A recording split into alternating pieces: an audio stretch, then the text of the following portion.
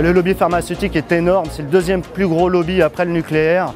Et pour résumer, c'est pas pour rien qu'en France, les Français sont les premiers consommateurs de médicaments. C'est bien parce qu'il y a un lobbying derrière qui infléchit tout ça, qui infléchit les ordonnances des médecins, les produits qui font favoriser vis-à-vis de leur clientèle, etc. Tout est lié. Donc du coup, ce qu'on avait de leur dire, c'est ouvrez les yeux, rendez-vous compte des dangers, puisque dernièrement c'était la Dépakine, il y a eu le Mediator, et il y a pléthore de médicaments qui se sont dits sûrs pour l'homme parce que soi-disant testés sur des animaux avant. Mais on se rend bien compte que l'animal n'est pas un modèle biologique fiable et qu'évidemment on ne peut pas garantir l'iniquité des produits pour l'être humain parce que soi-disant ça aurait été testé avant sur un animal.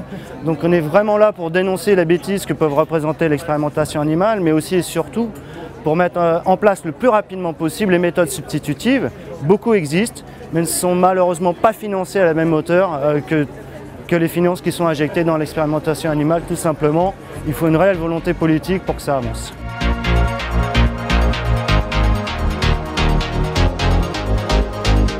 En tant que consommateur et consomme-acteur, maintenant on peut trouver beaucoup plus facilement qu'il y a quelques années des produits non testés sur les animaux avec des labels, même dans les grandes surfaces.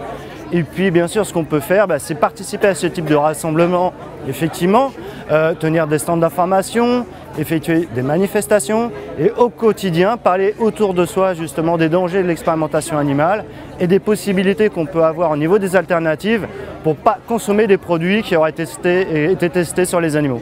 Il y a des logos qui existent, il y a même des listes de produits non testés qui sont facilement accessibles sur Internet. Il suffit de taper sur un moteur de recherche, donc liste de produits non testés sur les animaux et vous aurez accès à toutes les informations.